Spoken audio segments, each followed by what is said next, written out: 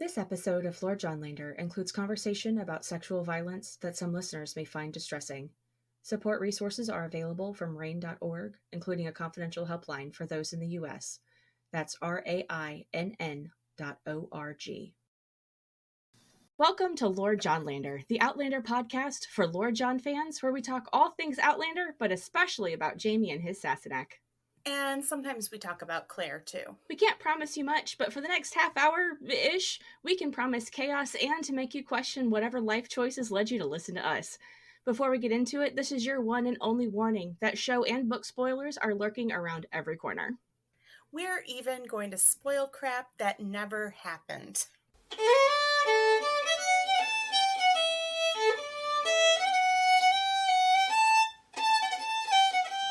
Hello, welcome to Lord Johnlander. We are your hosts. I'm Mistress Pandora. You can call me Pan. And I'm Beth. So, if you have been tracking, you know what episode we're on. We're actually combining our episodes like we did last week.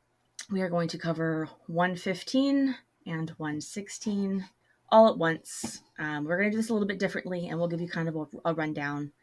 Just to be safe, because I don't feel like we're going to be able to say this enough, you should have already heard the content warning, but we're talking 115, 116, Wentworth Prison, and to Ransom a Man's Soul. So keep in mind, we're going to spend a lot of time talking about sexual violence. This is going to be potentially a very triggering, disturbing episode. There are resources available at rainn.org, RAINN.org. They do have a hotline. If you're in the U.S., it's 1-800-656-HOPE. That's 1-800-656-4673. There's also some good resources that we'll link in social media this week to the CDC Sexual Violence Prevention website. They've got a lot of resources for individuals, for families, for communities, community leaders. If you want to see what kind of stuff is available, what kind of research is out there, any sort of empirically supported prevention packages are available, that they can point you in that direction as well. So that's a very good resource. So we talked long and hard about how we were going to approach these two episodes, and this is going to be exceptionally different from every other episode we have recorded thus far, in that we're not going to spend a lot of time talking about the plot of the show. We have some issues that we want to discuss, and we're only going to talk about the show, the content of the episodes in that context to support and illustrate the points that we're going to make. All that being said, if this is an episode, this is not going to be funny. There's not going to be laughing. I don't think we're going to pull John into this at all. Yeah. This is serious, and I don't think we're going to win any friends with this episode. But I'm okay with that. Are you okay with that? Because I'm okay with that. I mean, that's kind of my thing. No, and I think a lot of people are highly disturbed by these episodes. I mean, I've heard a lot of people say they only watched it once, or maybe they didn't even watch it at all because someone had warned them about them. So they just kind of knew the gist of what happened and just skipped them altogether. So, I mean, we may have some controversial opinions, but I think generally speaking, most people are pretty disturbed by these episodes. And, and maybe some of the things that we say too will just open some people's thoughts to some different perspectives about some of this stuff, or just think about it in a different way, or just a way that they hadn't just thought of before. So, might not win any friends, but hopefully we won't make any enemies either. I think at this point, anyone who's listening to us is actually probably morbidly curious to know what we're going to say. So, well, shall we? I feel like like we're stalling at this point. Yeah, we've done enough warnings, right? So, yep. Yeah, we've got a very nice doc prepared. So we're just going to go through it. Yeah, super structured. Like this might even sound a little bit scripted as we go, but we really put a lot of thought into this episode. So, here we go. If you don't mind, Beth, I'm going to start off with some of this like real talk stuff that I have at the top of our of our Yeah, sheet sure. Go here. ahead. So let's talk terminology check. And I'm doing this just for everyone else's awareness. This is relevant to my profession, and that's all I'm going to say.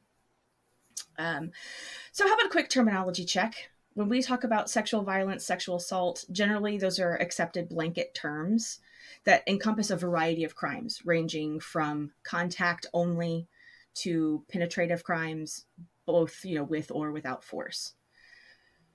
And then when we're discussing sexual violence or sexual assault, person first language is best. So statements like individuals affected by sexual violence is preferred. It can be kind of cumbersome, in a conversation. Victim is, I would consider it a legal term relative to the commission of a crime. So you'd be a victim of a crime, such as sexual assault. Survivor is generally accepted as a terminology for those affected by sexual violence. So I think we're going to tend to stick to those affected by and the survivor as the terms that we're going to use, just for sake of keeping it simple to talk about. And then here's some these are US specific facts, but you may be interested to know that it wasn't until 1993 that marital rape or spousal sexual assault was a crime in all 50 states. But even today, there are several states with loopholes because of inconsistent statutes. And it wasn't until 2012 that the FBI started using a gender neutral definition for sexual assault, which meant that if you didn't have a vagina, you could effectively not legally have been recognized as a victim of sexual assault until 2012. Oh my God, that's just 10 years ago. Yeah. And unless, of course, the state where the sexual assault was perpetrated already used gender neutral or inclusive language. That change in 2012, by the way, was the first since 1927. Jeez. Are you mad now? As if I wasn't already, but I don't know how else to frame this first issue other than to say, whenever the criticism of why are you using so much sexual violence, why is there so much gratuitous sexual violence in the media, in fiction, in TV, in movies, historical fiction, blah, blah, blah. What's the explanation, Beth? What do they tell us? it was historically accurate. Mm-hmm. So if historical accuracy and realism was actually so crucial, would the women be shaving their legs and armpits? Would the men's facial hair always be impeccably groomed? Unless, of course, they're showing that they've been living in a cave for 8 years. Yeah, no. And I'm specifically thinking of Outlander, but everyone would have really dry skin because the only soap they had was lye. Otherwise, they had just hot water or nothing else. To all three of these points, they all look well groomed. I mean, Mm-hmm. even the men that have, in the very beginning, that have been on the road and cattle raiding, they all look well groomed and not a louse to be seen anywhere. And so, yeah. And speaking of lice, a distinct lack of protective hairstyles, like braids or hair that wraps around the head if you have longer hair. No one's pomading and powdering their hair, which is what they did to prevent lice, to keep their hair healthy. It worked actually really well, but everyone's got really clean hair unless their character just wouldn't do that. Just, if their character needs to be greasy, then that realism is okay. Right. They might have occasionally drank water, for God's sake. That's true. Beer, ale. That would have been more common than spirits, I think. Well, I mean, I think a lot of people back then drank ale and beer because when there wasn't an abundance of clean water or you weren't sure, that would be beer and ale were safe things to drink. And this may be going back further than Outlander actually takes place, but they also had a thing called small ale, where which was basically the ale kind of after things had been processed a couple times, it was kind of just less alcohol and kind of just nothing going to waste type of thing. And even that would be pretty frequently consumed in lieu of water. Yep. I mean, they knew that horses and dogs and cattle needed water. So they knew they needed water. So it's not like they were just constantly drinking really expensive, time-consuming Scotch whiskey all of the time. They would have gotten anything done. Men they would never appear voluntarily in their shirt sleeves, except under the most intimate company. Is that like, is shirt sleeves? I don't know if I actually, is that just mean like their white shirt that they wear? Yeah. So without a coat, Okay. without a jacket of some kind. Yes. Okay. Yeah. The only time they would refer to a weapon as a gun is if it was a cannon. Otherwise, they were specific: pistol, musket, blunderbuss, dragon, which those two are a little bit older than Outlander, but still. My understanding is that knee-high boots and a kilt is a kind of an odd combination, except maybe for writing. Kilt without a sporran is also not a thing. Yeah. But we do see that occasionally in this show. Acne Humst. Where's the splotchy skin? This no makeup malarkey that they're doing is not historically accurate. If someone was going to go through the expense and hassle of wearing makeup that's poisoning them, you're going to know it. You're going to see it. It's going to be visible, and it's not going to look all fresh-faced. And that was just stuff that we came up with off the top of our head. Like, that's just bullshitting stuff that we came up with that would be historically accurate. So I'm going to go with we're including sexual violence gratuitously in the media because it's historically accurate. I'm going to call bullshit.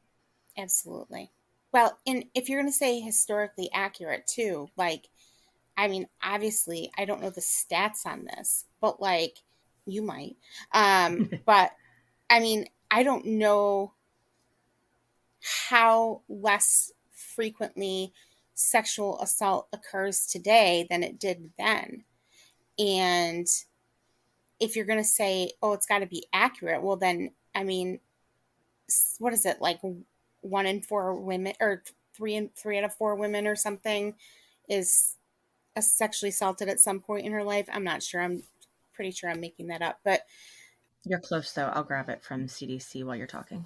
yeah, and so if we're going to go with the historical accuracy, then most contemporary books should contain sexual assault too, because then it would be accurate to the times.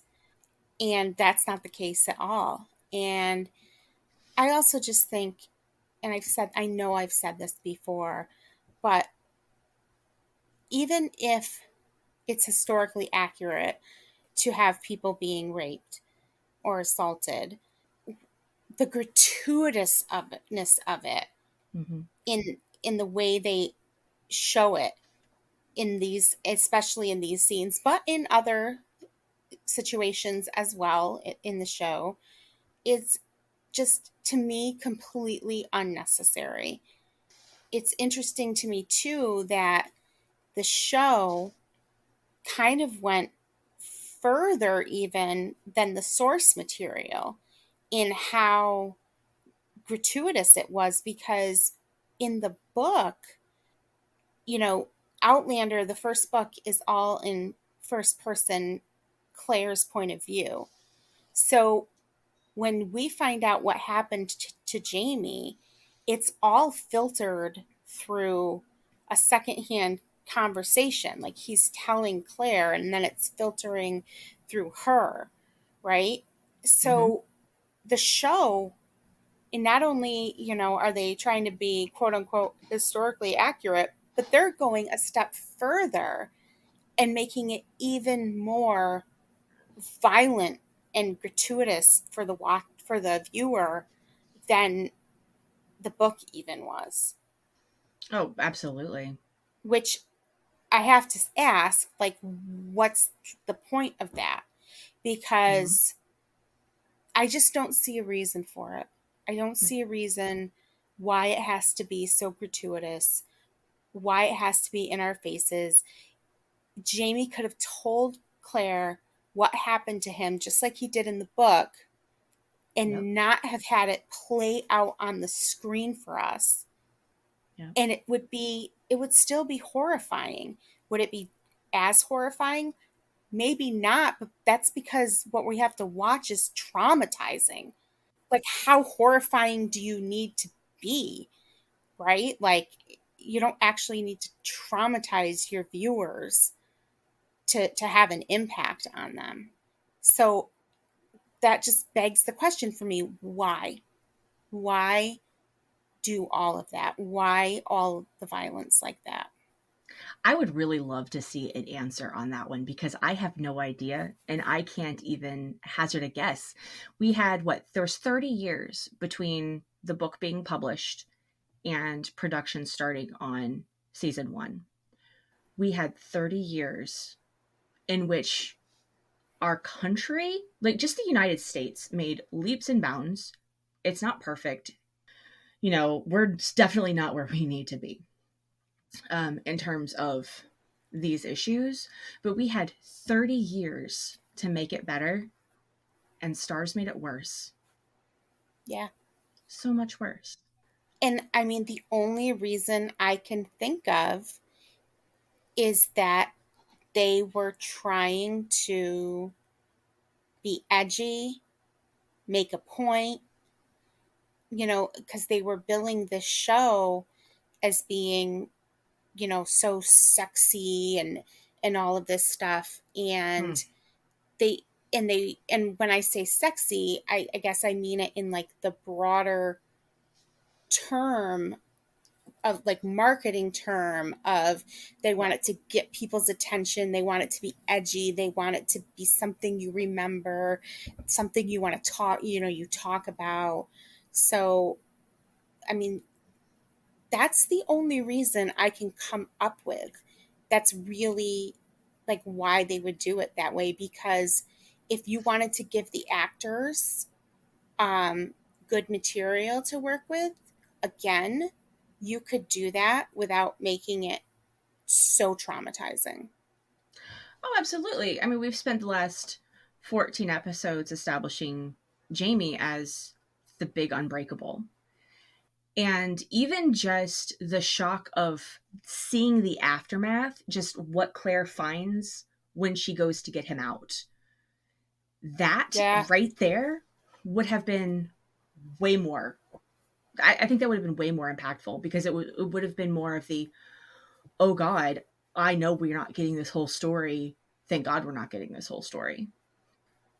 And to be honest, I feel like you'd be giving, they'd have been giving Sam Hewen even more of an opportunity to show his acting chops if Mm-hmm. he had to tell Claire in like a monologue.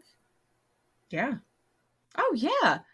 Instead it almost, Instead of traumatizing him. yeah, yeah, and he's, Jamie is so detached in that scene in some ways.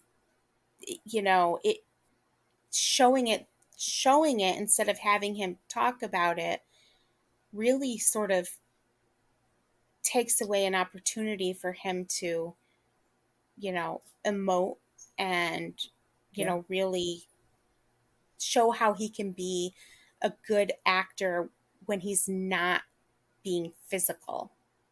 And I think Stars, I mean, I won't go off on a tangent like that, but I do think Stars has had a problem displaying his skills more physically than letting him focus on, his The the facial part of acting, acting that, yeah, the yeah, nonverbal stuff. all along. So I think this is just partially just another example of that. Yeah. Oh, absolutely. So I pulled up those stats from CDC. So if you click the link in social media and then just go down underneath sexual violence, click on fast facts, you can see this and then some more stuff. This is, when was this last updated?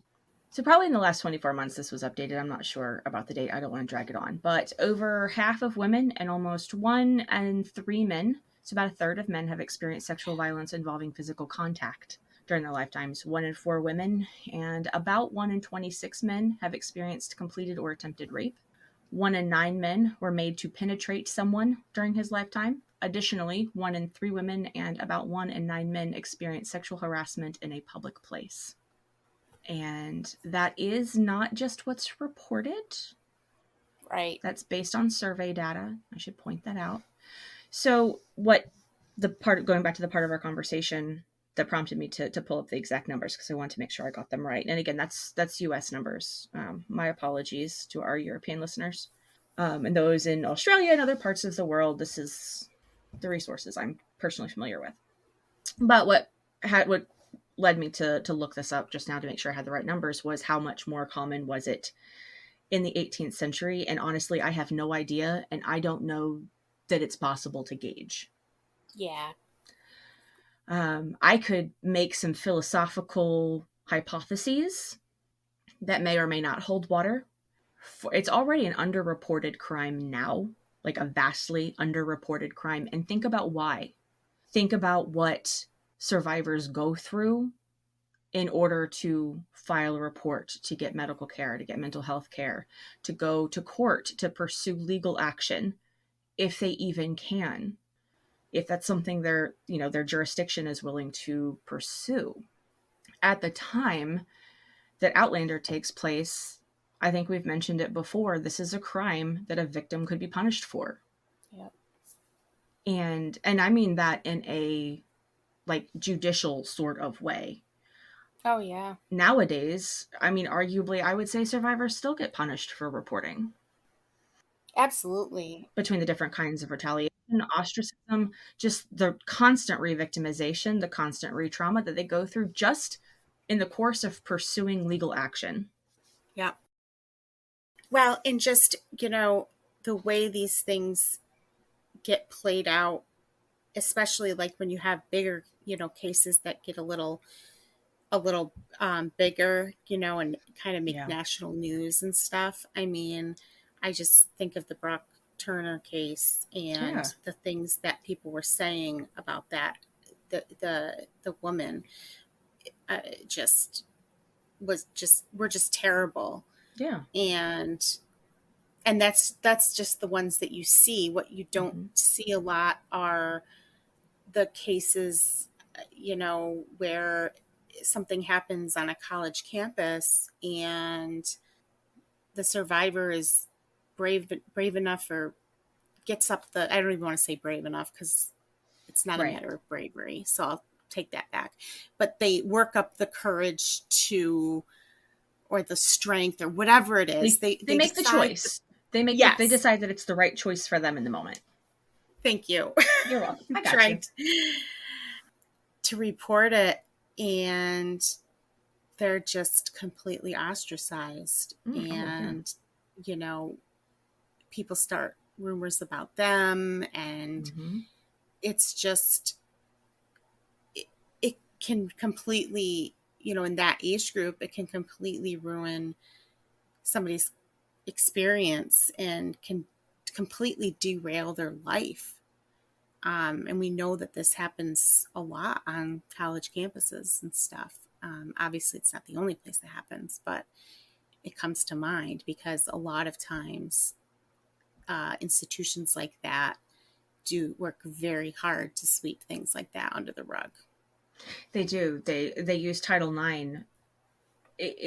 Title IX is designed to protect students from discrimination, from sexual violence, sexual harassment, but it can be employed in a way that's perfectly legal to do. They can be employed in a way that keeps it kind of hush-hush. Yep. Because no one wants to send their honor student to a college campus where there's been, 14 Title IX reports in the last year. Yeah. Nobody wants to do that. So I think this brings us to a contextual thing. So I have to give a nod to my good friend Happy Days for pointing this out to me, because I didn't think of this. But he reminded me that Outlander was published at the height of the AIDS epidemic. And both queer men in this book are predators. So how absolutely unconscionable for a book this size to contribute so strongly to the vilification of queer men And 30 years later, we didn't fix it. Yeah. Nobody seemed to think that, and I don't know. I've heard recently both the author and I think some of the show's people talk about how try to say that Black Jack Randall isn't queer. But it's absolutely the implication. And I mean, they're like, oh, well, he's not queer. He's, a predator, or he's, I, I don't, I don't know any other way to see him but as a queer man who is also a predator. So I would very strongly make the statement that sexuality does not actually matter when it comes to sexual violence. It's not actually about sexual gratification. It's not about any Right. of that. It's power and control and abuse. So it does not actually matter if Jack Randall is gay or bi or pan or asexual or aromantic or straight as a board. It does not matter. It does not matter. It does not matter whether Jamie is or not. It doesn't matter because it's not about the preferences. It's not about the sexuality. It's not about the orientation. It's not about the identity of the person. It's about the crime that was committed. However, comma, if we were not meant to interpret him as being queer, why then did we spend all that time focusing on how he couldn't get an erection to rape Jenny? Yeah, exactly. And then to get here. And he makes other comments too. Mm-hmm. Just like, I don't know why any man would tie themselves to a woman and, Mm-hmm. Things like that. And I feel like when they say that, oh no, he's not queer, what they're doing is trying to distance themselves from that vilification.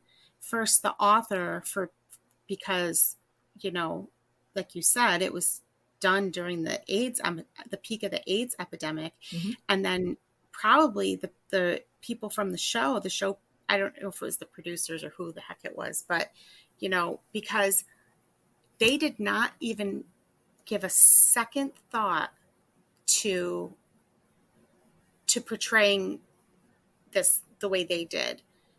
It's like they just took the whole thing and just said, perfect, this is what we're gonna, you know what I mean? Like, again, when they have opportunities to change things or make them better, they don't do it. Yeah.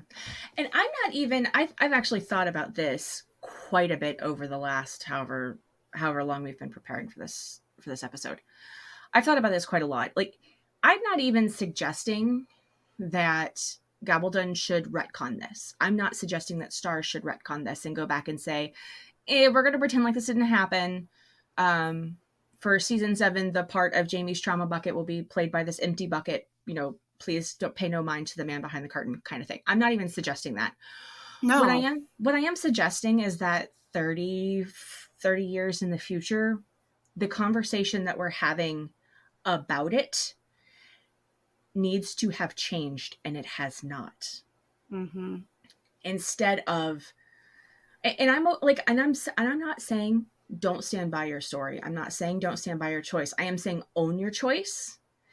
Maybe own that the choice you made in the late 80s, early 90s did not age well.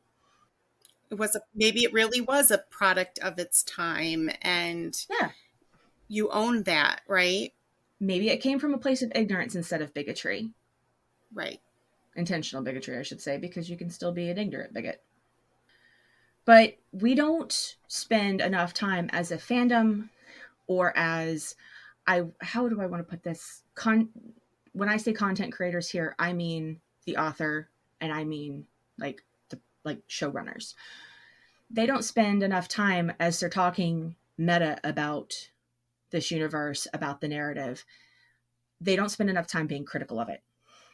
They don't spend any time at all being critical of it. And I'm not saying that they need to say, oh, this was all wrong, we should never have done this. But maybe, like, hey, maybe we could have done this a little bit differently.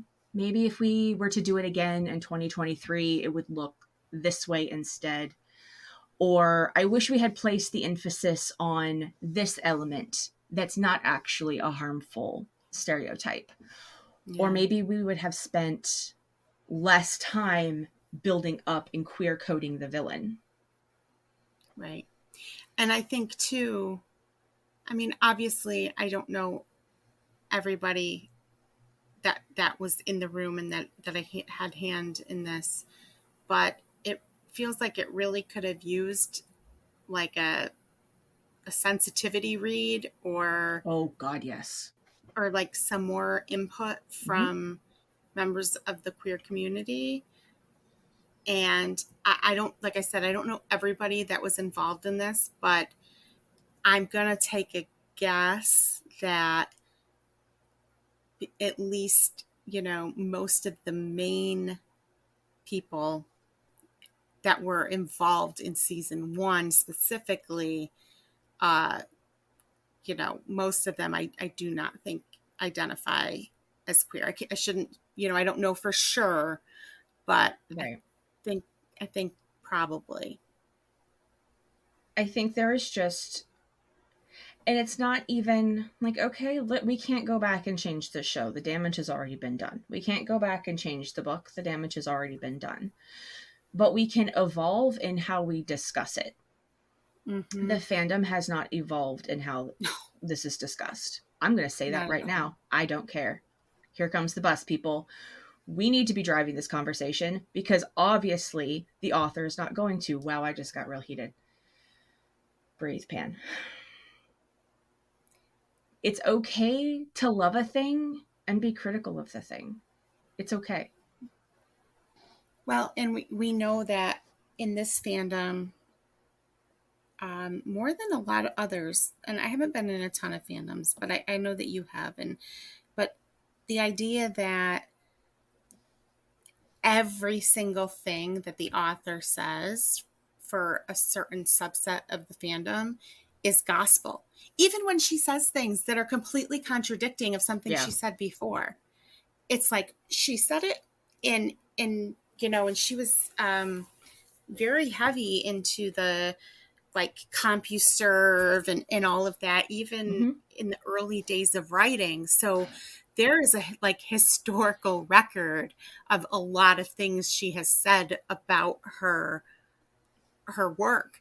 And there's a subset of the fandom that takes everything she said as gospel truth, Mm-hmm. and can't you can't get them to think any differently or form an opinion of their own because it's whatever Yeah. the author said.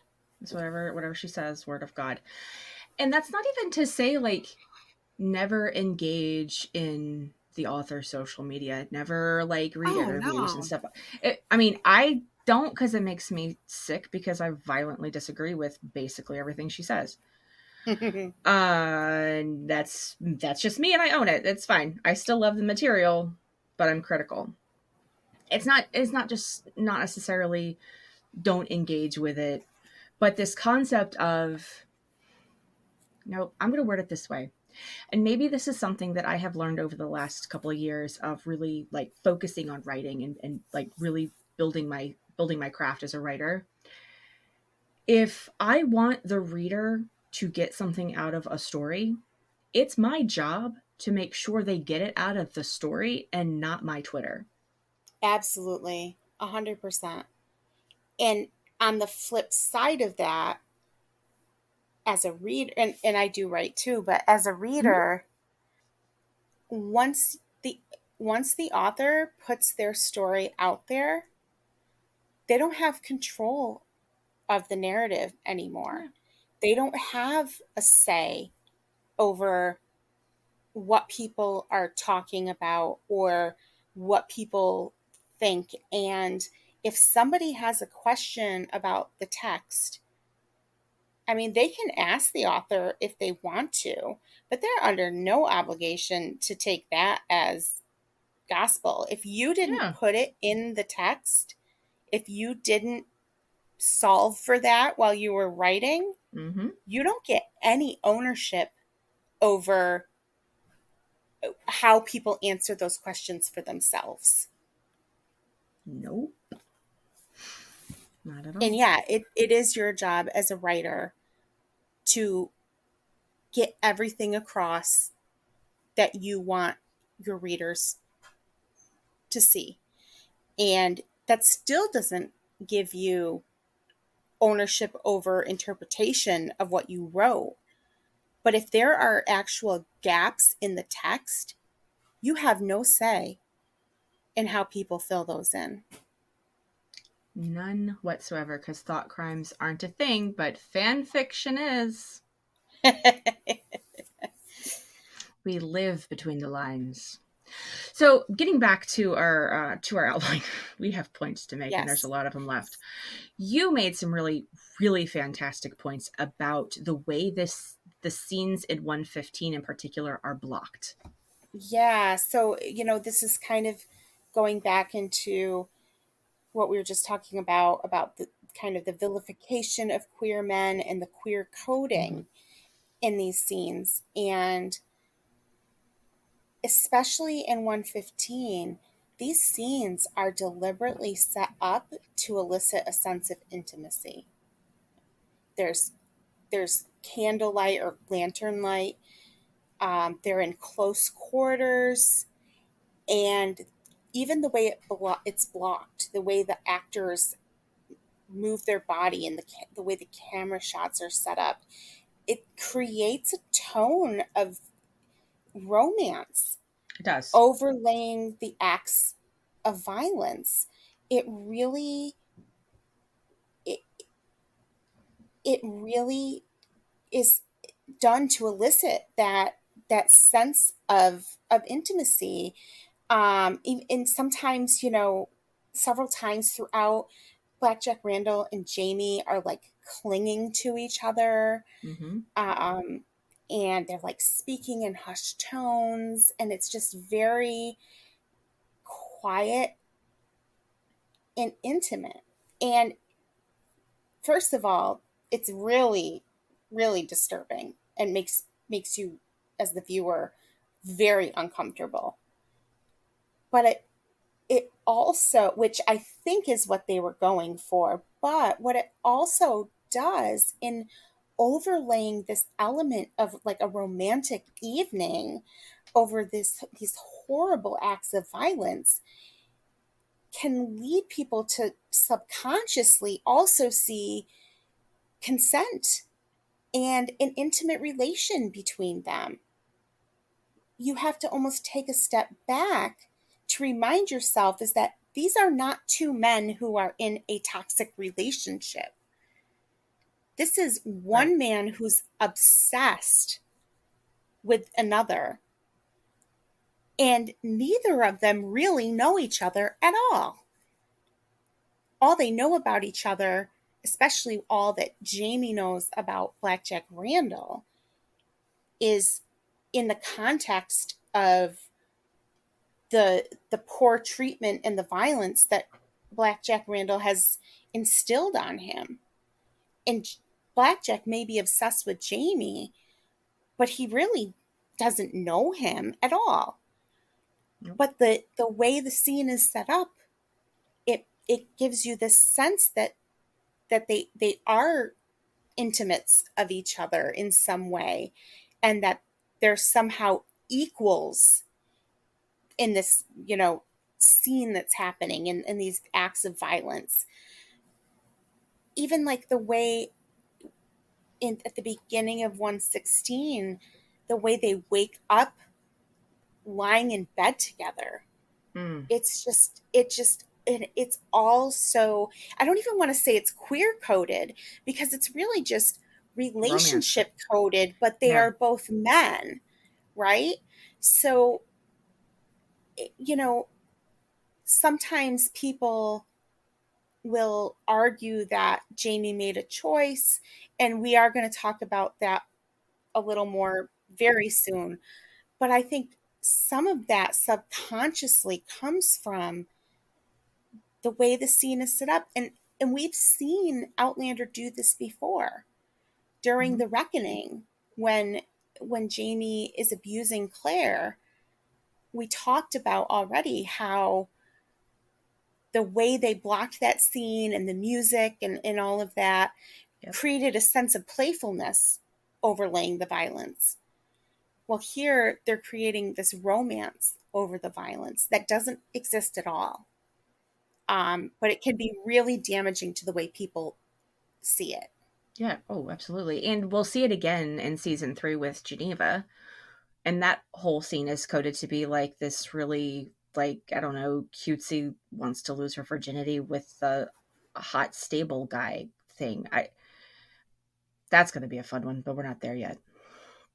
Even when in season 3, when in the first episode in the battle joined, when Jamie and I don't we'll talk about it more then, but when Jamie and Blackjack Randall see each other across the battlefield, it it's like out of a romantic movie.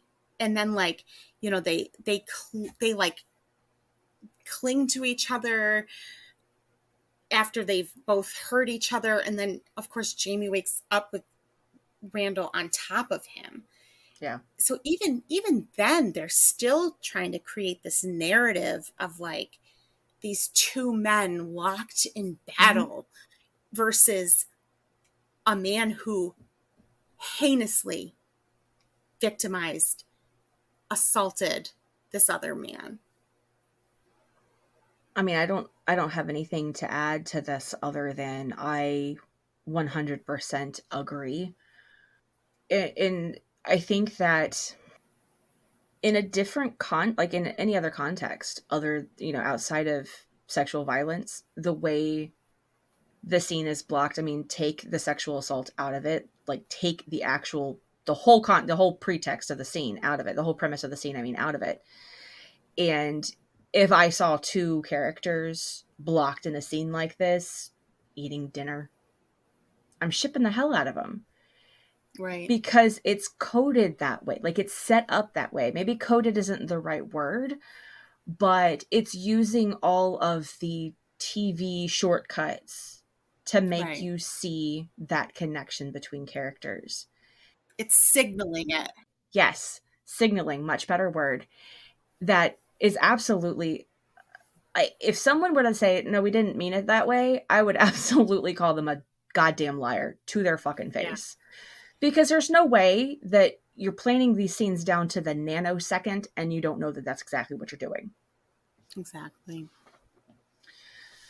So this brings us to consent, which is one of my favorite things to go on and on about. We'll just go ahead and say it right now. There is absolutely no consent in episode 115, and there is very, very precious little in 116.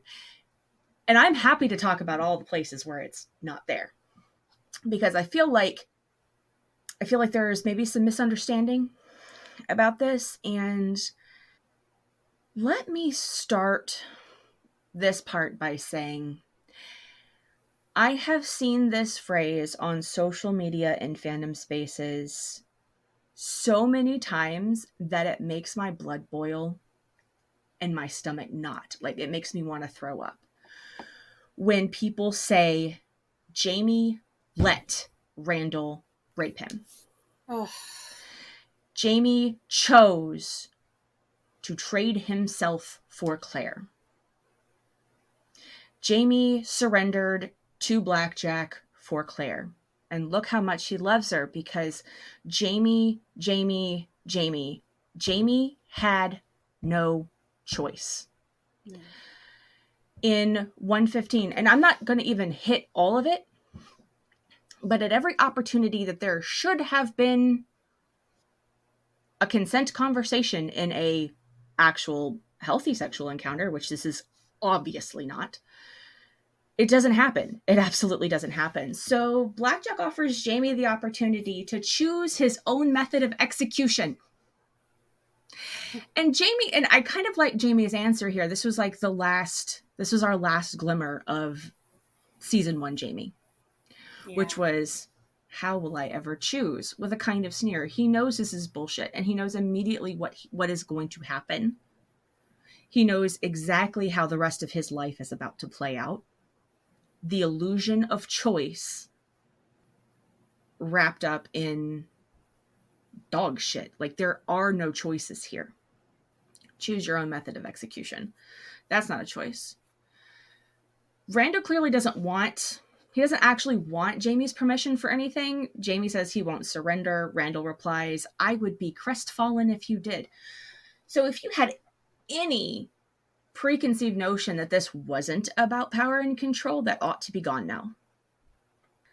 This moment really, really struck me. The one time that Randall does actually, quote unquote, ask for consent. He says, may I, and pauses before he tries to lift Jamie's shirt. That's still not consent.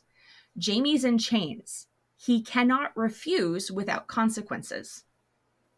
Yeah, it's almost just like he's mocking him by Yes. saying, may I, you know? Mm-hmm. Oh, totally. Absolutely. Jamie trades himself for Claire. This was not a choice. I'm going to say it again in case someone didn't hear me the first time. This was not a choice. Consent means there are no negative consequences to yourself or anyone else if you say no. Right. There are no consequences if you change your mind. If there are consequences, if there are threats, if there are coercion, if it is promise of bodily harm, if it's vague, like, oh, someone's going to get it worse, that's not consent, because you're not actually free to say no. Right. So what was Jamie was just supposed to not consent, and by not consenting to allowing, quote unquote, allowing Randall to rape him for the rest of his life, because that was the deal, then Claire was going to get it. Right. And he knows too that he probably would have still gotten it himself. Yeah. Oh yeah. Like it's not like, I mean, it's Blackjack Randall is not playing fair here, people. It's not like if Jamie's like, oh, yeah, I choose me, so, you know, take Claire. Like, it's not like Blackjack Randall's going to be like, all right, well, I'll just leave you in peace until you hang. There, you know, like, Yeah, have a nice couple of hours. Yeah. And this is the part that just really grinds my fucking gears, is that this idea, it's obviously not everybody. If you're agreeing with me, listeners, I'm obviously not talking about you. But you know who I am talking about. You've seen them, or you've interacted with them, maybe said, oh, hell no, and turned right around and walked back out of the chat, whatever. Use that block button. Use that block button judiciously. But I have seen this so many damn times that this whole scenario is proof of Jamie's absolute devotion to Claire. 1,000,000% it is not. I'm not saying he doesn't love her. I'm not even saying they can't be soulmates. I'm just saying this ain't proof. This is not a romantic gesture. No. The only thing this is proof of is Randall is a rapist. That is the only thing that this proves. So, yeah, not a choice. Moving on to 116 for a couple of minutes. So I will admit that enthusiastic or affirmative consent, it's admittedly a modern concept, which is, it goes beyond that no means no. Of course, no means no. But yes also actually needs to mean yes, and it doesn't always. So enthusiastic affirmative consent is part of that conversational form of consent. It should be a continuous thing. Consent is not a, will you sign here and say that you'll have sex with me? No. It is every step of the way. Can I touch you here? Can I take your clothes off? Can I kiss you here? Is it okay if I, like, and it doesn't have to be a verbal thing, right? It can totally be nonverbal. It's verbal and nonverbal. Especially if you know your partner well. Exactly. Nonverbal is way more common in established relationships, or even, the second night of a hookup, I guess. I've been married for a very long time. As have I. So let me just show my age. But okay, so keep that in mind. Yes, affirmative consent is admittedly a modern concept. However, when Randall forcibly performs oral sex on Jamie, Jamie turns away. He's grimacing. Everything about his body, he's shut down. He's trying to pull himself out of it. He's just trying to endure it. There is absolutely no indication of consent here. Just because he doesn't say no, just because he doesn't fight back. Like, how the hell was he supposed to fight back? He's been beat. His hand is ruined. Yeah, and to further just, talk about the lack of consent here, you know, when Jamie does not tries to not react, tries to just kind of, dissociate from what's Mm-hmm. going on, Randall gets mad because Jamie's not being enjoying it enough, being enthusiastic enough about it, Or right? not So fighting him again, enough. right, again, it's like there's consequences, right? Even Mm-hmm. when Jamie, quote unquote, says okay, there's consequences if he doesn't do it now the right way. Right. Yes, exactly. Further proving that nothing would actually satisfy Randall's sick Yeah. need for power and control. Yeah. So throughout the whole thing, just because Jamie doesn't say no, stop, don't do that, doesn't mean he's consenting. Because he's also not saying yes either under his own free will. In 116, when Claire finds the brand it was over his ribs, I think it was, Jamie says Yeah. he did it himself, but that wasn't actually true either. He didn't actually do that himself. And I think at that point, by the time 116 comes around and he's recalling what happened to Claire, um, he actually has lost all sense of, like, there's like no line between, like, what happened to him, and whether he doesn't even, he just he just knows something happened to him, Mm-hmm. and he's already, like, blaming himself for it. So he's, like, blurring this line of, like, thinking that he did have some control when he really didn't.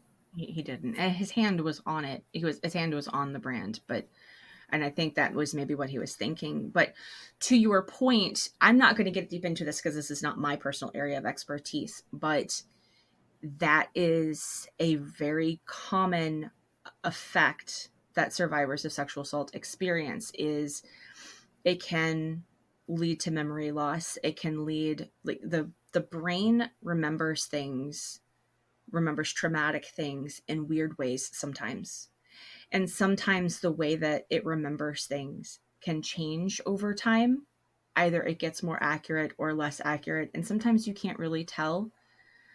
So that leads to, sometimes when survivors are trying to recount the story over and over and over again for the purposes of therapy or law enforcement or concerned family, friends, whatever, that mean well or are just, grossly curious, sometimes the story can change. And it's not because they're making it up, it's because their brain is trying to protect itself. Yeah. So, like I said, I'm not going to get real deep into the science on it because that's not my area of expertise, but I do believe the CDC has some stuff about that. And I would recommend, if you're interested in it, please check that out. Well, and I think too for Jamie, he has so much guilt and shame Mm-hmm. because his body did become aroused and he did have an orgasm.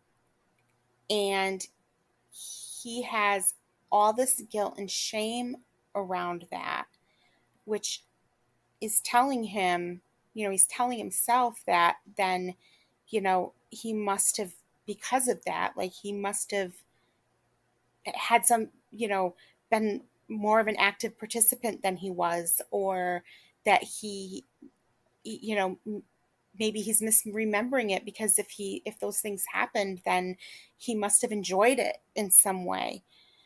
So I think all these lines are blurring for him a lot because of that guilt and shame he feels over his body's reaction that he had no control over. I agree with you, and I would also add we kind of mentioned this a little bit in I forget which episode it was it Lallybrock, when Jamie is recounting the time that Randall flogged him, and that first time he offered, the first time Randall said, if you give over to me, I'll spare you the flogging. Mm. And I kind of brought this up a little bit, so I primed the pump. I can finish it now. Jamie's understanding of consent is not the same as ours. So in Jamie's mind, he did actually consent to this. Yeah. He knows it takes him a long, long time. But he does eventually. I think in the books they don't really talk about too terribly much in the show, I don't think, but it does seem like he kind of figures out that this was a horrible thing that happened to me, not a horrible thing I chose to happen to me. Yeah. He does come to terms with that, and absolutely nobody helps him along the way. And Mm. I feel confident enough in saying that he does kind of get there eventually because of the conversation that Jamie has with young Ian after Galus rapes Ian. Yeah. Which I'm paraphrasing because I've only seen the episode once and it was a while ago. But what he says to Ian is, it wasn't your fault. Doesn't matter what your body did in the moment. It doesn't mean that you wanted it. And it takes him Yeah. a very long time to realize that. So in the context of 116, and even like all through season 2, he's struggling very much to separate the way he quote unquote chose to surrender to Randall in order to save Claire. It takes him a while to see that that wasn't actually consent, that there was not a choice that he had. Yeah. And I think it was in the book. I may be remembering this completely wrong, but I believe he tried to tell old Ian about it. Yeah. Ian said something to the effect of, "Why would you let an Englishman do that to you?" Yeah. Yeah. I was very mad at old Ian. And I love Ian, but yep, that was the prevailing way of thinking about things at the time, but that doesn't make it okay. Yeah. And I mean, for Jamie to open up about something like that to Yeah. another man, Mm-hmm. I mean, to think of like the guts, the, how much he must have had to work himself up to do Mm-hmm. that, and then to just be dismissed like that, that really had to freaking hurt. Well, and we'll get to it, but I mean, even his own wife treated him Yeah, badly well, in the aftermath. We'll get there. we may as well go there. Oh, well, I'm not quite done with the consent thing. I've still got the Okay. horse is still twitching. I can beat it a little bit longer. Okay. The only thing so far that Jamie has consented to in 116 is having the brand cut off of him, and he wants to be awake for it. But it's okay to let him choose this because it's manly and noble and shit. And then finally, at the end of 116, Angus asks Claire if he can kiss her farewell, but then he immediately crosses a line. But it's okay because it's Angus and it's funny, right? Yeah, I mean, this is just a example of, for lack of a better word, like these like non-consensual like microaggressions, right? Mm-hmm. Where we're, just taught to like, oh, it's not a big deal, just laugh, laugh it off. It's just a kiss, whatever. But these little things that are done that we were told to just like not make a big deal of, or just taught to think that it's funny when somebody does that to someone, Mm-hmm.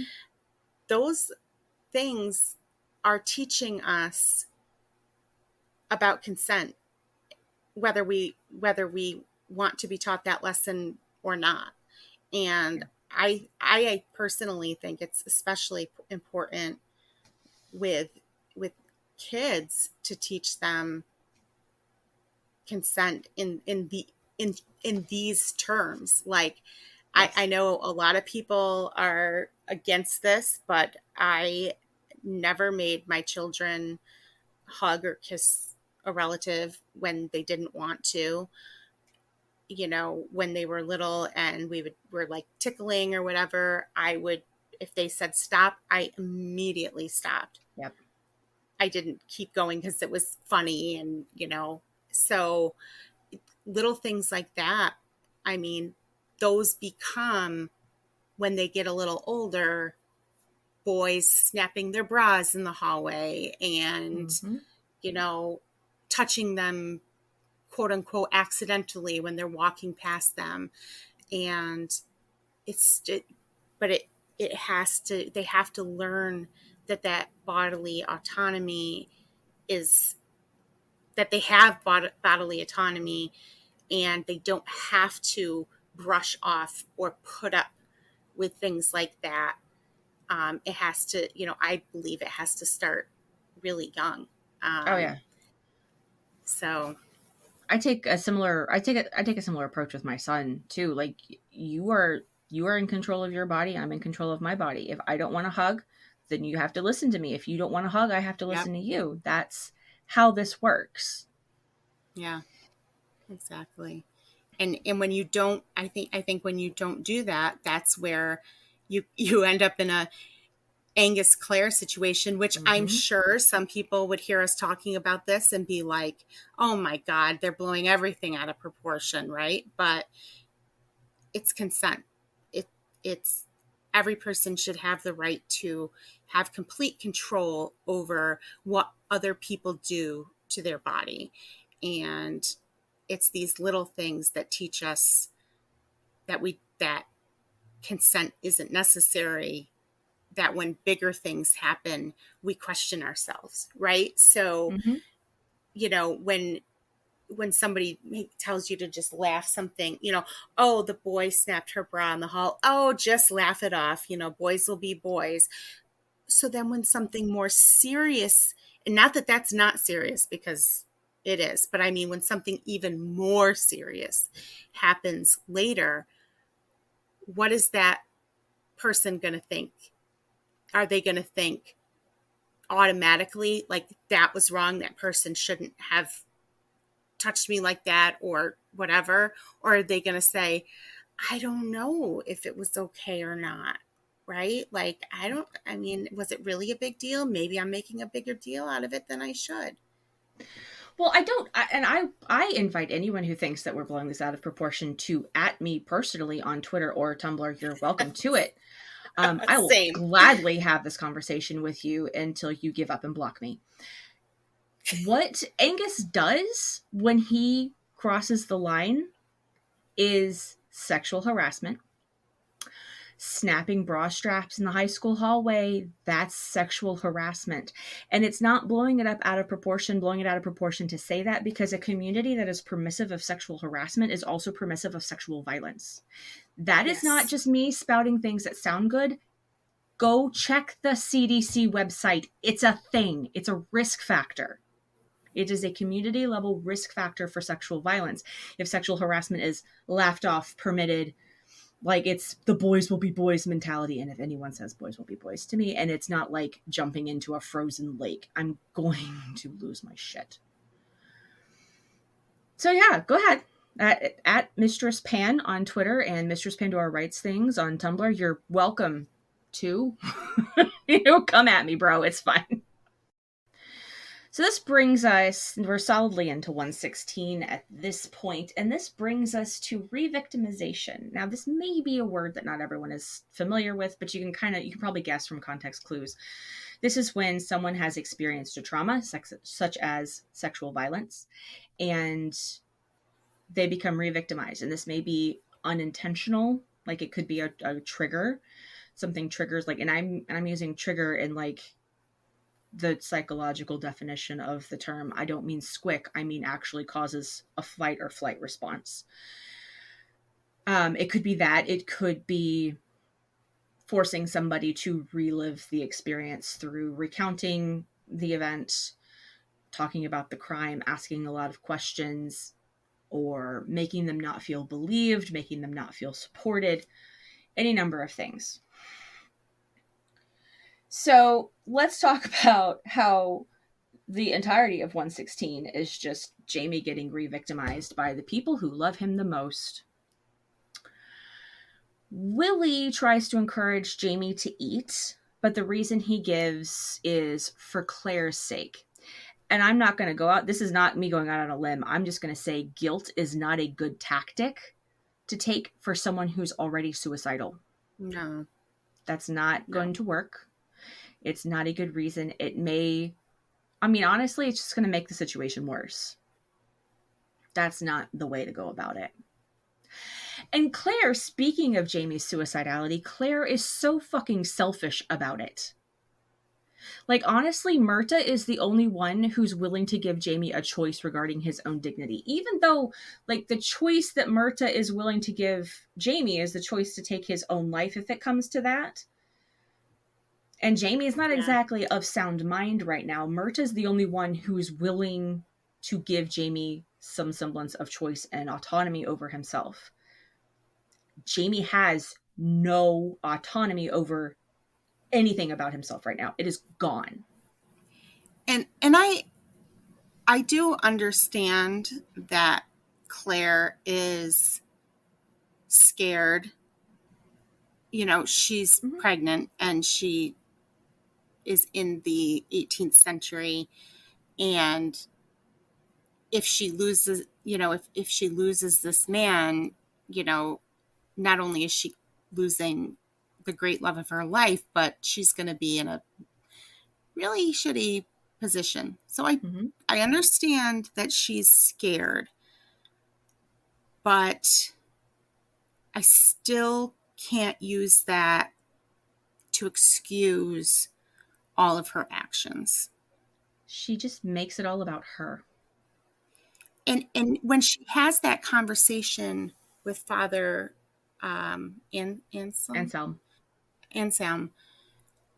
I think she says it really, because she says, you know, what is this all for?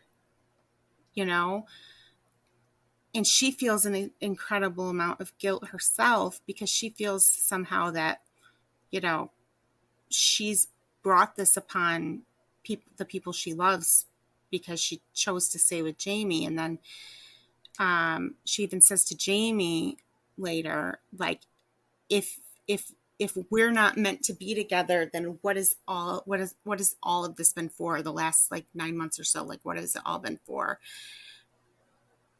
That's she's being completely self-centered about the situation they're in. She does not seem able to put herself in Jamie's shoes at all.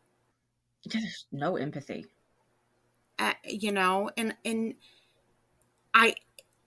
she thinks she's doing the right thing because she's determined to save his life and to get him back and to make him better.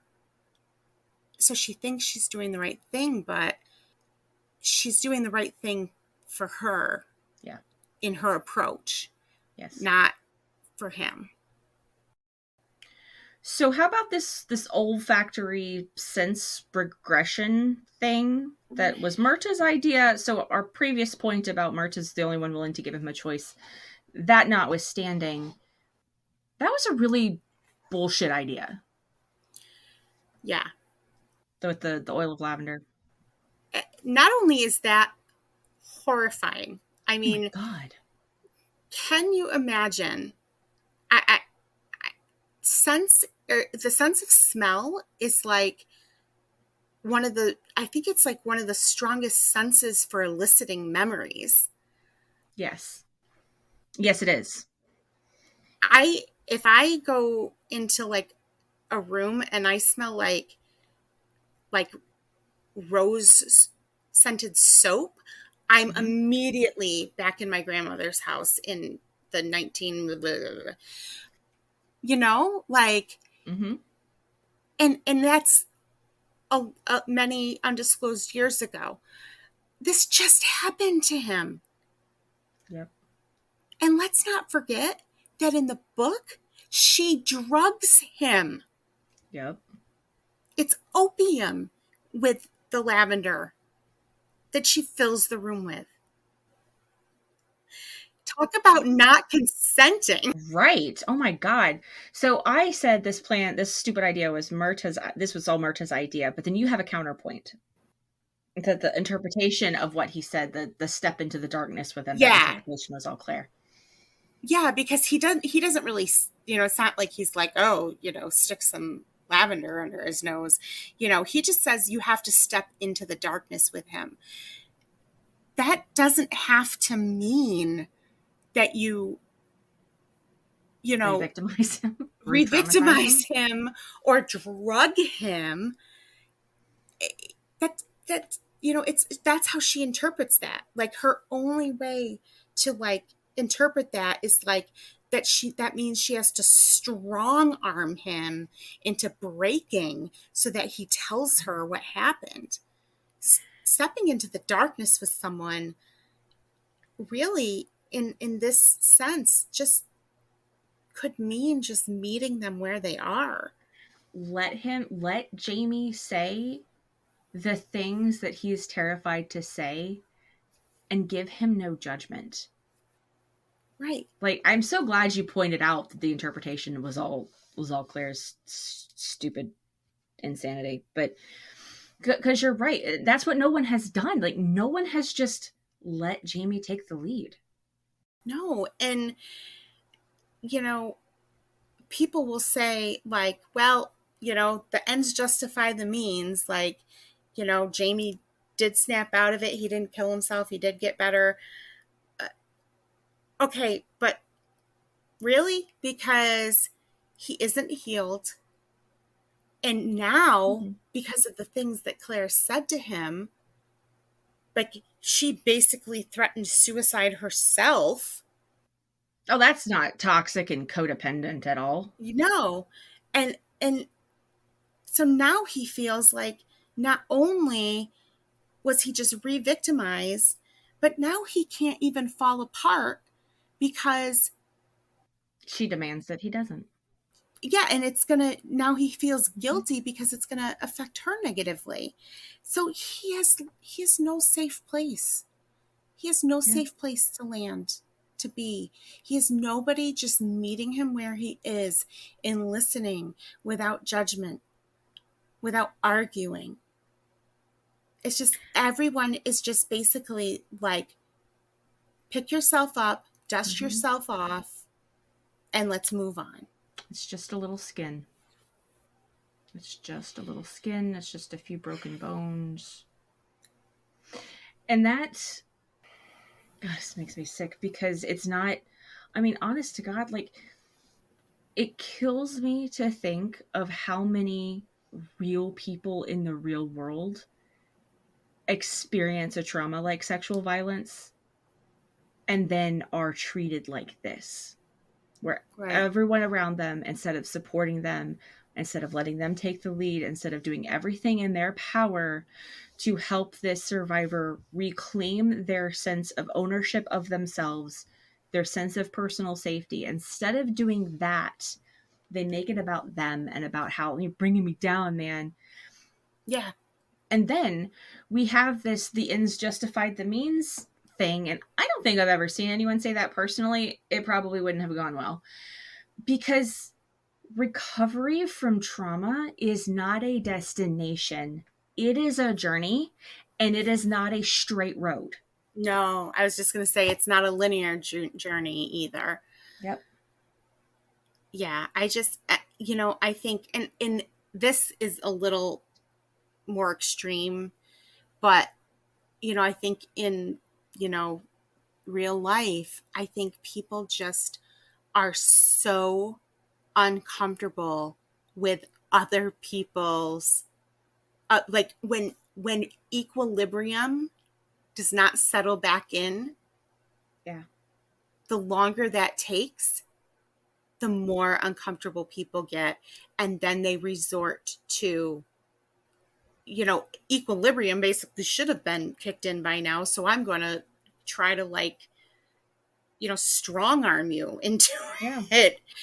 And, it's just sort of I want to say, and on one hand, it's kind of a human reaction, but on the other hand, it's learned, right? Like uh, in a lot of societies and a lot of cultures where they value comfort over people's feelings, and it's either like the repression of anything uncomfortable or the strong arming Yeah. when the repression doesn't work. Yeah. And I mean, just through this whole scene, Claire is so selfish. And like you said, yeah, she's scared. I get that. But that's not really an excuse. And I also get, like, she's from the 40s. So she doesn't understand trauma the same way we do even now. And that's a nerdy talk for another day. Probably not actually on the podcast. But at the same time, like, there's this distinct lack of, I will say, empathy. I will go ahead and just say there's this distinct lack of empathy for what Jamie's experiencing, because she demands that he talk to her now, right now, tell me Yeah. everything right now. And that's not her choice. He No. was not raised to talk about consensual sex. And she's demanding all these details about the most severe trauma of his life. So I have, like, how do I want to preface this? So in helping people understand why, I'm stepping into like 2022 now, in helping people understand why someone would not want to report sexual assault to law enforcement, it's a very invasive process. Yeah. Think about you. I'm not actually asking anyone to say any of these things out loud. Just imagine that I am asking you these questions and expecting an answer. Think about the last time you had consensual sex. Did you take off your shirt, or did the other person take off your shirt? What about your pants? What was your undergarment situation? Were you wearing a bra, underwear, like panties, thong, boxers? Like what was going on there? What about socks, shoes? Who kissed who first? Have you been drinking? How much were you drinking? Like, okay, when you say 2 glasses of wine, do you mean like 2 glasses of wine or like six? Like, Right. be honest, tell me. Like, okay, did they touch your chest? How? With what part of their body did they touch your chest? Was it your nipple? Was it. Think about this. Think about how difficult in 2022 it can be just to be asked these questions. Now, I can keep going, but I'm trying to limit the number of times I say penis and vagina this episode. But I could do it. Not going to. We're running out of time. So she's demanding this. Claire is demanding this of Jamie when it's not something he has been taught is okay to talk about under the perfect circumstances. Right. She keeps touching him, and he keeps Yeah. pulling away. I said this earlier, but like in this instance specifically, she's not following his lead. He keeps pulling away. And maybe it's shame, maybe it's disgust, maybe he just doesn't fucking want to be touched right now because he's just sick of being touched. Yeah. She doesn't respect that at all, at any point. Just because he's suicidal doesn't mean he doesn't also know what's best for him. And what's best for him in this case is stop fucking touching him. Right. Stop touching him. Stop making demands. Just sit there in the uncomfortable silence and just let it hurt you too. It's okay. Yeah. Oh, Claire saying, "You promised me the protection of your body." Okay, girl, he just subjected himself to the worst fucking night of his entire life to try to protect you. So what? I mean, what more does the man need to do? Let him take a fucking breath. Just let him take a breath and regroup. Just a That's the little. thing. It's just like her urgency, right? Like, And like I get it, like recapture is nigh. I got it. I know y'all gotta move, you've gotta go somewhere. I understand that to a degree, but that wasn't really, I mean, she could have said, I I know that you are hurting and I cannot fathom how bad it is. I want you to be alive because you still deserve that in a good way. But to do that, we have to go. right. Like, it's okay to have that conversation with somebody. It's kind of, I'm reminded of like every little like community crisis class I ever took in college. You're not going to give someone the idea of suicide by asking, "Are you thinking about hurting yourself?" It's kind of like Right. that. It's okay to say those words. They're not evil words. Being able to say what they're thinking or being able to voice the thought that they're afraid of coming out because of how it's going to look, that can save a life. Right. For whatever stupid reason, Jamie gives up trying to make Claire respect his bodily autonomy. And so cut to, we're on the boat. And Claire asks, "It'll be all right, won't it?" Still putting all of the responsibility onto Jamie because she's not talking about like we're going to escape the redcoats because that's kind of a given, No. like they're about to go to France. No, she's talking about their relationship. Yeah. She's putting all of the responsibility onto him. And you can just read his body language that he's still so physically, but also obviously emotionally just closed and just, just really struggling. And then he says, I'll see to it. So it's like become his responsibility now to Mm-hmm. grin and bear it and make sure that everything's okay. Exactly. And then to further this, now Claire is demanding that Jamie give up whatever Jacobite beliefs he may have to try to change history. So he just, in his mind, he just surrendered to his enemy on the short term, and now she's demanding he do it on the long game. Yep. So, all of this to say, this kind of media portrayal in the book and the show as well really can have like real life damage to actual survivors of sexual violence. And in this case, I'm specifically thinking of male survivors who are even less likely to report than female survivors are. for a number of reasons. Yeah. I know there's a number of ways that this can be damaging. I mean, first off the top of my head is this is a very triggering episode. Yeah. Absolutely. I mean, I was warned. I was warned about this the first time I watched it. I have not watched it prior to the rewatch for this, so I've only seen it twice. And the first time I watched it, I knew it was coming, and I intentionally watched it from a mental distance. I Yeah. intentionally put like my psychologist hat on and said, okay, I'm in a box now. And 3 days later, I was making my coffee and I still like had a visceral reaction. Three Ugh. days later. So like this is a this episode is traumatically shot. It is traumatically written. It is traumatically portrayed.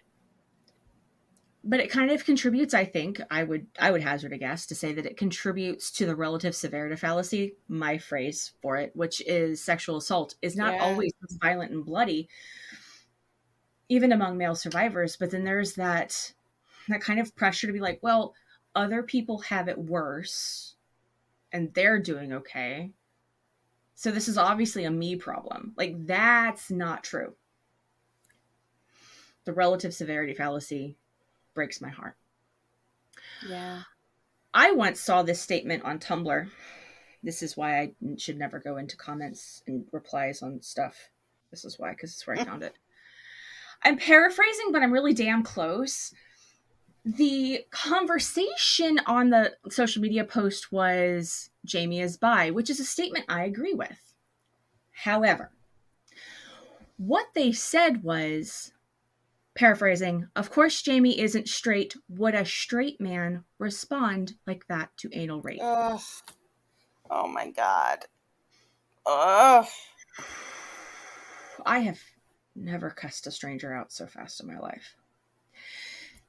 So let's just establish this right here and now. The body often does really uncomfortable, traumatic things during sexual assault, including experiencing arousal and or orgasm. And none of it is an indicator of consent, enjoyment, attraction, or wanting it. This is where that really harmful idea comes in that if you're a man who is raped, you must be gay. That's where this comes from. And it's also tied to that completely false idea that men can't be raped because what man wouldn't want sex? Right. Right. And since, you know, the logical leap is tragic and infuriating. Well, and I'm going to get a little bit technical here on Yeah. this. And the only reason I know this stuff is because I was researching it for something I was writing. For it was about somebody who was paralyzed. So, in terms of people asking, you know, how could he have gotten aroused? How could he have had an orgasm? So, let's just look at this from a purely physiological point of view. There are two types of erections.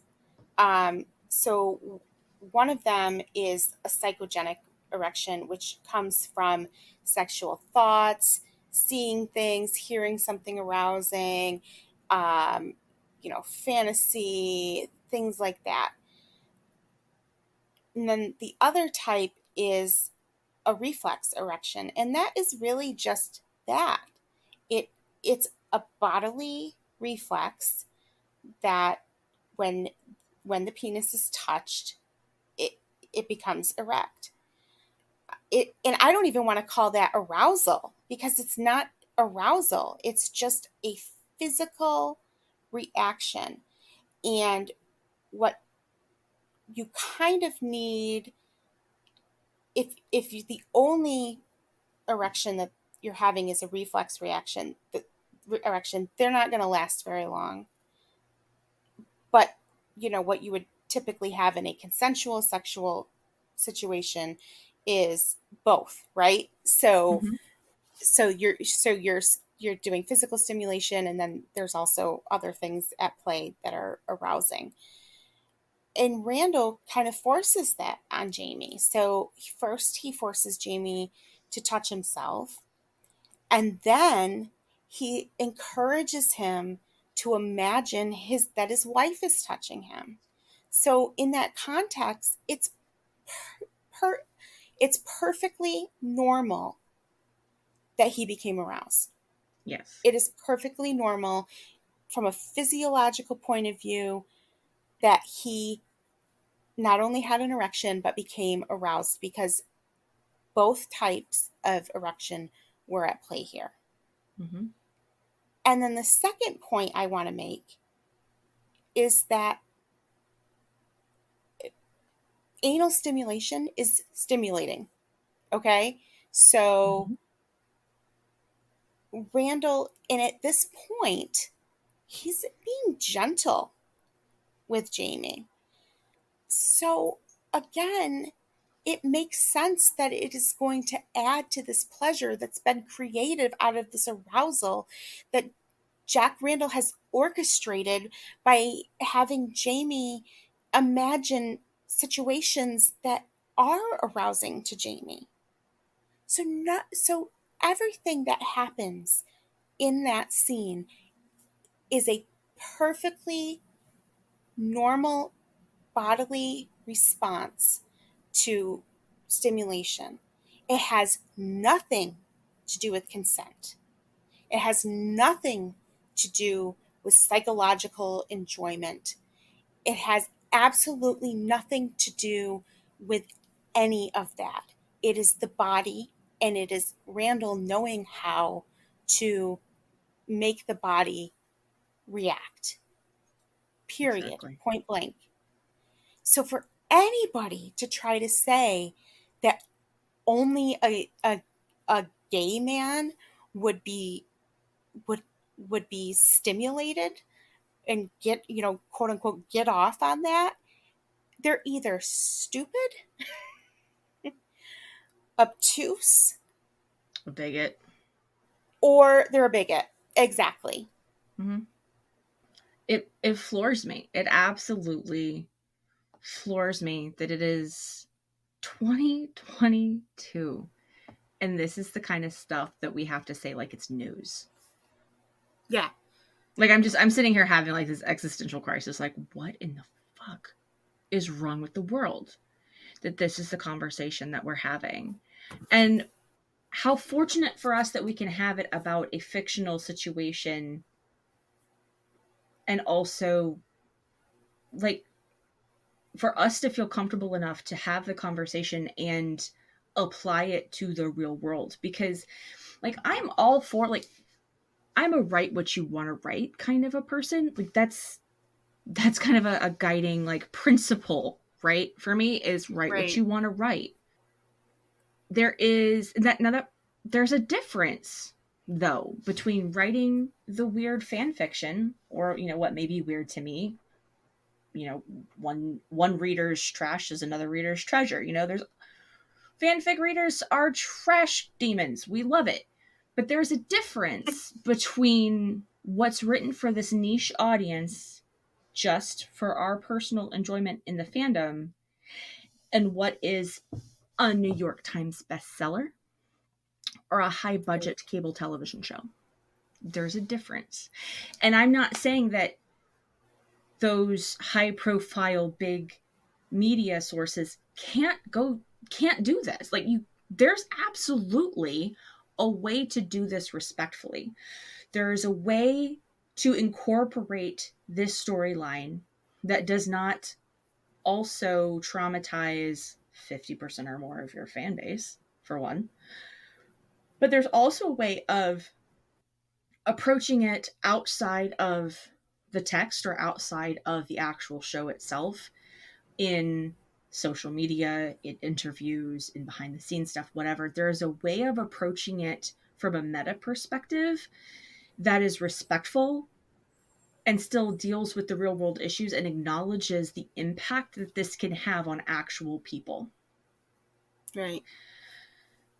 Because once it's in something like if it's fic is not that impactful. Maybe to one person it is. Maybe to a handful of people it is. If you're very fortunate, maybe, you've touched some lives in a positive way through your fan fiction. But we're talking about an audience of millions. Well, and let's not forget with fan fiction, typically you are, with appropriate tagging, you're pretty much told up front what's going to be happening. You know what's coming. And I mean, I don't even know if there were any warnings before these episodes or anything like that. I looked. So there was. Oh, here we go. So in season 5, they had content warnings, trigger warnings on the front and back end of the episode where Claire is gang raped. I looked for it. It is not on Stars. They could have gone back and added that just to the interface, just to the Stars user interface. They didn't. I feel like when it aired, they did. So maybe they took it out. I don't even know. I didn't watch it as it aired, but it was absolutely not included. It was not on the US Stars website. But you're right. Like, fan fiction is held to a higher standard of tagging and warning and all kinds of things. It's interesting that we hold ourselves to a higher standard. Someone's got to do it. I'm very anti-censorship, but that doesn't mean I am going to just see something that I think, I'm gonna say something about it. And I'm not gonna say this shouldn't be on the air, but I am gonna say, you guys are assholes for doing it this way.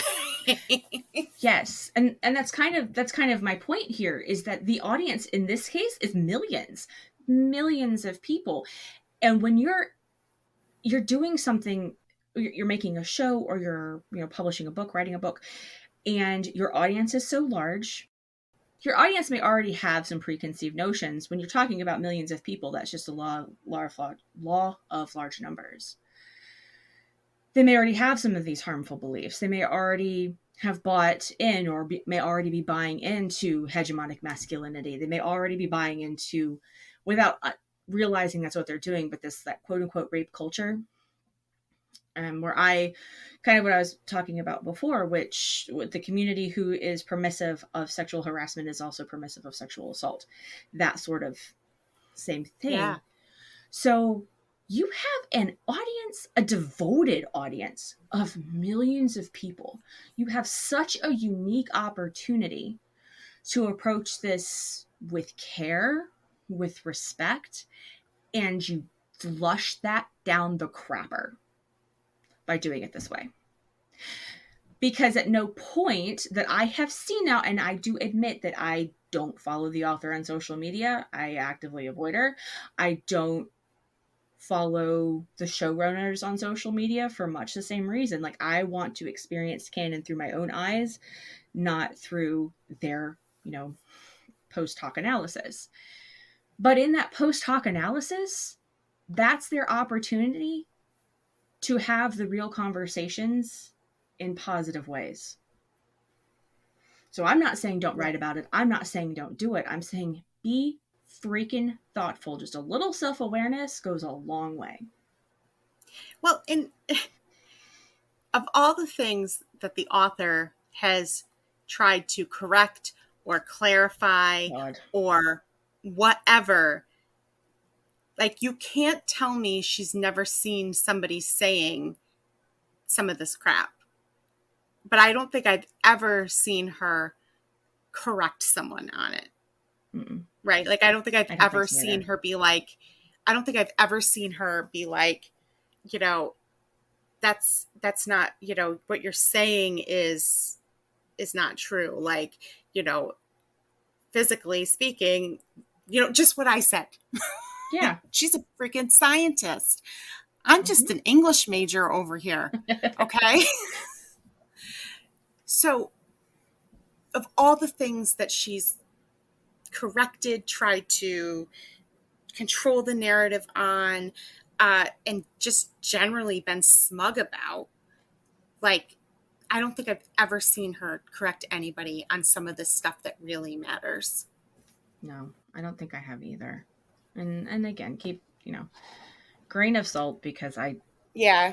I choose not to engage in Same. that because of what I have seen in the fandom as a community, and that I just vastly disagree with so much of it. I mean, I will be the first one to tell you, I'm blocked by about 80% of the fandom on Twitter. That's okay.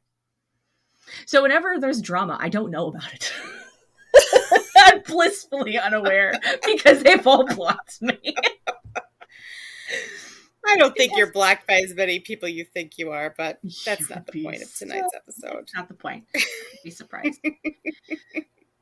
Think about the positive impact that an author, not just this one specifically, but an author, could have by saying something like, hey, when I wrote this, I wasn't thinking about it in this way. And if I were to rewrite this book in 2022, maybe I wouldn't have handled it exactly the same way. But since I did at the time, I'm not going to say I didn't. Let's just talk about it. Yeah. The like, just the respect that I would have for somebody for doing that. Like that's vastly missing. And again, like I don't follow her, so I don't know for sure, but I don't know that she's ever had somebody give her a different perspective on the book and been like, I haven't thought of it that way. Like it's Right. always like this emphatic, like word of God, like, no, this is what it meant. The underscore in place of italics. Just capitalize it. Anyway. So back to the point of the negative impact that this episode can have on real world survivors of sexual violence, particularly the men. We see in 116 specifically this idea, this normalized idea that survivors should just snap out of it, especially men, expecting men not to struggle over time. That's completely unrealistic and totally unreasonable. Trauma is trauma, and men have feelings too. And if that makes you uncomfortable to think about, then you need to consider how you think about masculinity. Yeah, exactly.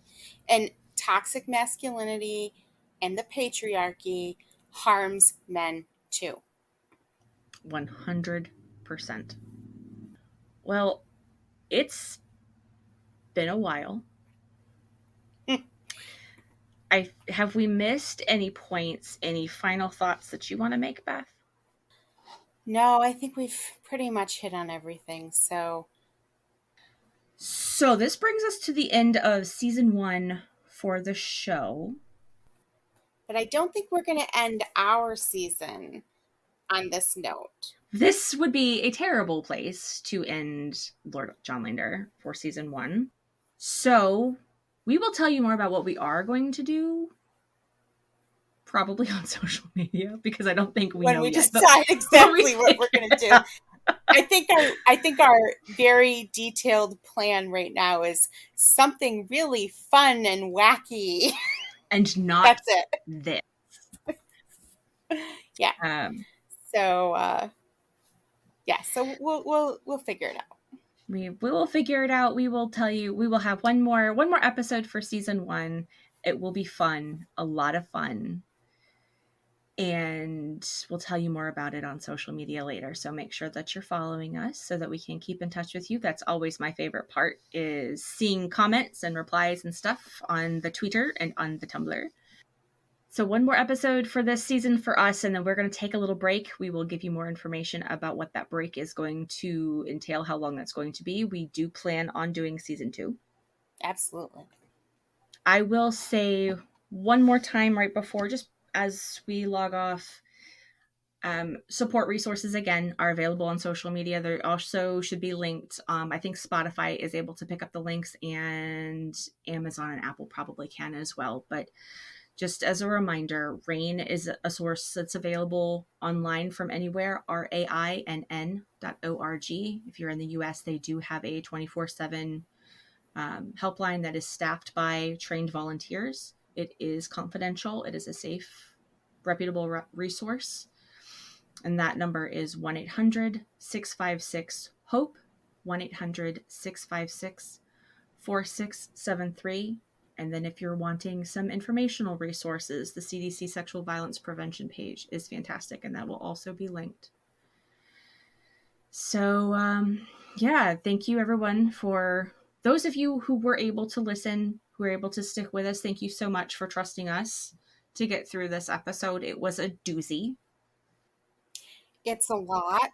It's so much, and it's a long episode, but I think it's important. it is, because I don't think this is a conversation that gets had enough or in a truly critical way. I think a lot of people are really afraid of being too critical, and I'm absolutely not afraid of being critical. Exactly. Yep, same. So this was a really difficult episode. I think this was the one that we probably prepared the most for, but I think the preparation was very difficult but very important. This was a great conversation. Yeah. I really enjoyed talking to you about it, and I don't know, is enjoyed the right word? It was a good talk.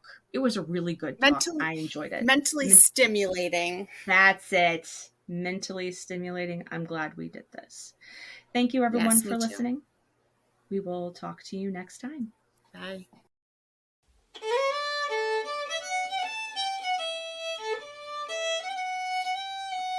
This podcast is not affiliated with Outlander, Sony, Starz, and definitely 100% not with Diana Gabaldon. All opinions expressed are our own, and we may not even believe them ourselves. In fact, nothing in this podcast should be taken seriously as a general rule. We may not even be real people. Does this podcast even exist? This podcast is not suitable for children, immature adults, homophobes, anyone who takes fandom too seriously, people who don't understand that the characters aren't real, people with sticks up their ass, people who hate fun, and people who have no sense of humor. Do not try any of these hot takes at home. We are professionals. The FDA has not approved this podcast for human consumption. Side effects may include nausea, vomiting, the urge to send us anonymous homophobic hate, ringing in your ears, and constipation. If you experience any of these side effects, ask your doctor if dying mad about it is right for you. If you know us in real life, no, you don't.